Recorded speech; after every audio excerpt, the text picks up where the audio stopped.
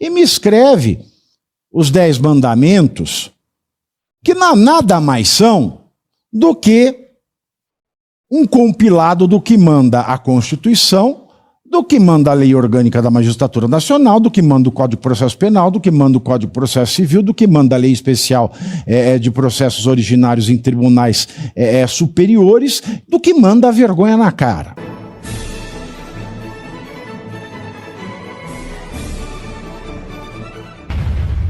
Presidente do Superior Tribunal Eleitoral, Bento Carmen Lúcia, anunciou ontem, durante sessão extraordinária de abertura do ano judiciário eleitoral de 2026, 10 diretrizes de conduta que deverão ser seguidas por magistrados dos tribunais regionais eleitorais. Além disso, Bento Carmen Lúcia afirmou que é papel do judiciário eleitoral brasileiro ser, aspas, rigoroso e intransigente com qualquer tipo de desvio ético e vetou o recebimento de, adivinhe, presentes e manifestações públicas que possam comprometer a imparcialidade do julgamento. Os 10 mandamentos de Bento Carneiro são, na tela alemão, 1. Seja garantida a publicidade das audiências com partes e seus advogados, candidatas ou candidatos, partidos políticos ou interessados diretos ou indiretos, divulgando-se as agendas de sua realização, ocorram elas dentro ou fora do ambiente institucional, seja a magistrada ou magistrado. 2. Você não pôs 2, o alemão me ferra sumiu do TP. Isso aí é pessoal, acho. O Bento Carneiro. É maldição do vampiro brasileiro, isso aí. 2. Volta então para eu ler inteiro aí. Seja magistrada ou magistrado, agora você pode subir o TP, o orelhudo. Nossa senhora, alemão, eu vou jogar esta caneca em cima. Ele voltou no começo da pauta.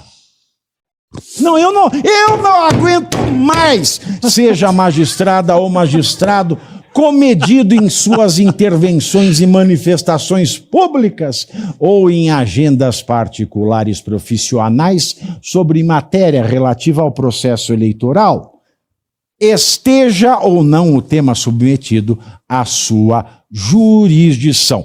Mandamento 3 do Bento Carneiro: o comparecimento de membro da magistratura a evento público ou privado no qual durante este ano eleitoral confraternizem candidatas ou candidatos, seus representantes, integrantes ou interessados diretos na campanha eleitoral, gera conflito de interesses, o que compromete a integridade da atuação judicial. 4.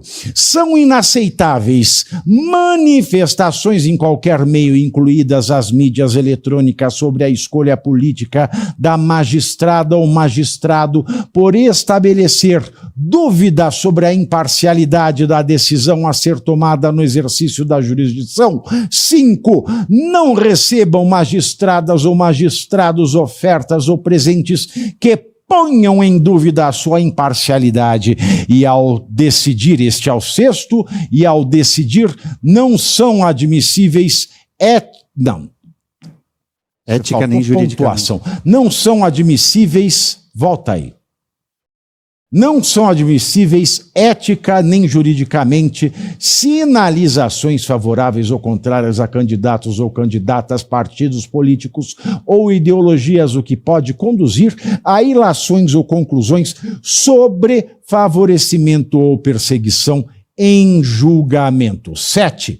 Mantenham-se as advogadas e advogados que componham a judicatura eleitoral afastados de participação em ato ou processo no qual os escritórios de advocacia que integram-se façam representar. 8. Não deve a magistrada ou magistrado se comprometer com atividades não judiciais que afetem o cumprimento de seus deveres funcionais. A função judicante é de desempenho pessoal, intransferível e insubstituível pela magistrada ou magistrado. 9. Compete à autoridade competente tornar públicos os atos judiciais e administrativos, impedindo-se equívocos de impetração ou divulgação inadequada relativos ao processo eleitoral por pessoas estranhas ao processo. 10. A transparência da atuação dos órgãos da Justiça Eleitoral, de suas magistradas e de seus magistrados, é imposição republicana. Somente com a publicidade ampla do que se passa no processo eleitoral e na atuação das magistradas e dos magistrados e de servidoras e servidores da Justiça Eleitoral, se terá assegurado o direito da eleitora e do eleitor à informação segura e baseada em fatos. E, então, sua escolha no pleito eleitoral será livre e a democracia terá sido protegida. Palavras de Carmen Lúcia Saravá. Bom, é o seguinte, você veja que o presidente Lula, ele assinou um decreto recentemente banindo linguagens que não fossem a língua portuguesa oficial dos atos públicos. Né? Não pode linguagem neutra. Ato público, ato oficial, uma sentença, um decreto, uma resolução, tudo isso tem que ser conforme as normas cultas da língua portuguesa. Aí gerou aquele bafafá, né? O povo não binário, o Saci Pererê, o Curupira, todo mundo achou ruim, mas é isso, o Lula decretou. Aí vem esta senhora, né? Vem o Chico Anísio, fantasiado de ministro do STF, e me escreve os 10 mandamentos, que nada mais são do que um compilado do que manda a Constituição, do que manda a Lei Orgânica da Magistratura Nacional, do que manda o Código de Processo Penal, do que manda o Código de Processo Civil, do que manda a Lei Especial de Processos Originários em Tribunais Superiores, do que manda a vergonha na cara. E digo mais, ela o escreve fora das normas cultas da língua portuguesa. Porque ainda na norma culta da língua portuguesa, quando você fala os magistrados, você faz referência às magistradas e aos magistrados, aos eleitores e às eleitoras, os servidores, aos servidores e às servidoras. Então ela faz isso para encher, né, de linguiça, e já tem gente falando, né? Isso já é um prenúncio do que vai ser o código de conduta do STF. Ui. Não pode isso, não pode aquilo. Aí eu quero saber, como é que vai ficar esse monte de evento internacional? Já cancelaram, né? A OAB já cancelou lá da Universidade Complutense de Madrid o evento que ia ter com o ministro do STF, do STJ, porque viajar com tudo pago é um presente, aliás, é um presentaço.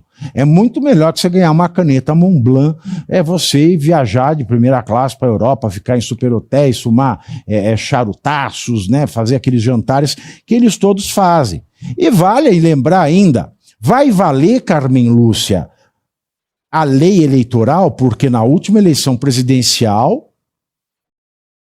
o segundo turno foi regido pela resolução TSE número 23.714 de 20 de outubro de 2022, quando o artigo 105 do Código Eleitoral só permite resolução do TSE até o dia 5 de março do ano da eleição. Fica a pergunta, Cláudio Caivano. Pois como você já ilustrou tudo. Desculpa, já encerrou. Quase desenhou, encerrou, passa para a Deise e a gente fala tchau. Não, você desenhou para a audiência, né, como tem que ser. Está tudo lá no artigo 37, que inclusive eu citei todos os princípios da administração pública, ela só fez reescrevê-los, nada mais. Mas o que me chamou a atenção, e sem combinar de novo, né? Tá aqui, conflito de interesse. Como é que ela vai regular isso?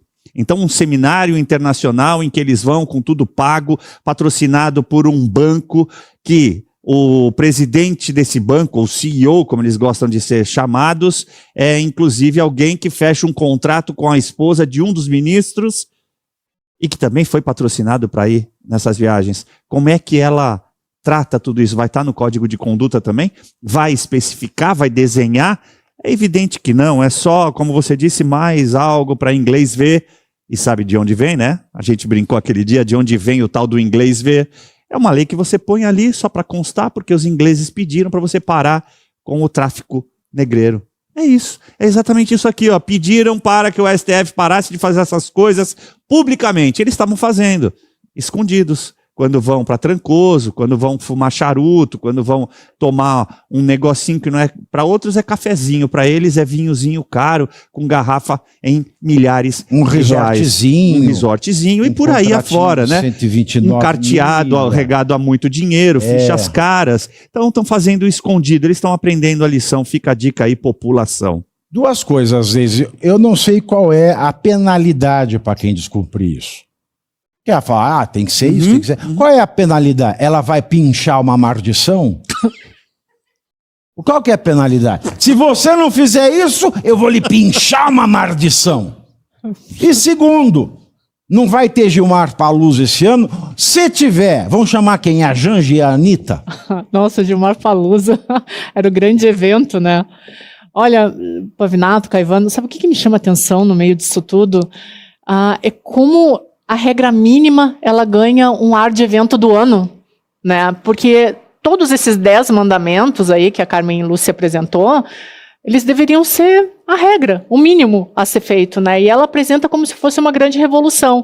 E aí isso mostra, em primeiro lugar, como que o sistema judiciário tem sido visto pela sociedade brasileira, e como eles também estão se vendo, porque quando eles anunciam essas regras mínimas de convivência e de índole e de moral, como se fosse o grande evento do ano, o grande anúncio do ano, mostra que eles próprios estão se perdendo. E a gente está aqui discutindo esse código de conduta do STF, que eu acredito que não vai sair, e mesmo que saia, eles vão dar um jeito de manter as coisas à margem da sociedade, bem à margem mesmo, mas a gente está discutindo aqui coisas que deveriam ser básicas numa democracia, né? Tipo, um ministro não pode viajar para um congresso de alguém que tem um caso no STF, sabe? São regras mínimas. Tu não pode aceitar um presente caro de alguém que tem um inquérito, um caso no STF. Olha a barbaridade que a gente chegou. E aí, nesses 10 anúncios da ministra, que aparentemente foram um grande anúncio do ano, que vai moralizar todo o processo eleitoral de 2026, ela não deu as respostas que a sociedade tanto tem pedido, que são as justificativas claras sobre as decisões controversas do sistema judiciário brasileiro, e ela não respondeu também sobre questões de alto impacto na sociedade brasileira e no sistema político. Então, tudo aquilo que a sociedade queria saber efetivamente, então... Vamos lá, vamos voltar aqui para o caso do ministro que teve uma reunião com o presidente do Banco Central e virou um caso de segurança, risco à segurança nacional. O que a população queria saber, a ministra não respondeu. Ela falou mais do mesmo. Uma boa parte da imprensa foi lá, cobriu isso como se fosse o grande evento do ano, mas era simplesmente o STF anunciando que deveria ser básico. E, aliás, o que se cobra de todo cidadão. Porque todo cidadão é cobrado em questão a essas moralidades que ela apresentou. Mas para o STF parece que é muito difícil. E aí eu me faço a pergunta, nesse ano eleitoral, o STF e o sistema judiciário brasileiro, eles vão ser os guardiões da imparcialidade ou eles vão ser árbitros? Porque isso não foi respondido ainda. Nessas 10 regrinhas dela, ela não conseguiu responder exatamente aquilo que interessa para a sociedade brasileira. É lamentável, mas dá um indicativo do que a gente vai ver nesse ano. E detalhe, porque parece que ela está fazendo esse regramento para os outros. Exato. Não para ela. Exato. Porque ela é bonita demais para se enquadrar em qualquer norma. Não é uma Sofia Loren, né? Uma Catarine Deneuve que nem essa. Ela é bonita demais para se enquadrar a regras tais. Aliás, saiu a lista dos juristas que vão no Gilmar Palusa esse ano. Janjanita, Pablo Vittar, Júnior do Sandy Júnior, Chico Buarque, Caetano Veloso, Gilberto Gil, Wagner Moura, Daniela Mercury, Fernanda Torres, Walter Salles, Cláudia Raia, William Bonner e Zé de Abreu. Sabe quem faltou? o da Pena, porque é a mesma lista dos contratados da EBC. Não, o Datena tá gaguejando muito. Ele vai dar palestra e vai. Parece aquela música, né, do Birds, né? É o Datena cantando isso aí. Bom. E você aí, já está preparado para ter todos os argumentos para dizer que Marx não foi um cara legal, para dizer que o comunismo não é um lugar para diversidade, para desmontar essa grande fake news histórica da esquerda, que é repetida por nossos professores de história, de geografia, de sociologia, que é repetida nas universidades, que é repetida nos livros. Está preparado para dizer por que Marx não era um cara legal e por que todo marxista raiz também não é, e porque o comunismo é terrível? Você já leu Nos Anais de Marx? Pois é, aqui nesse livro você vai encontrar tudo o que você precisa saber para responder aquele sabichão que diz que Marx é um cara legal, pois não é. Leia agora Nos Anais de Marx, a trolha do comunismo transviado para encaçapar idiotes. À venda em todas as livrarias do Brasil, pelo site ou nas lojas físicas. Não deixe de ler.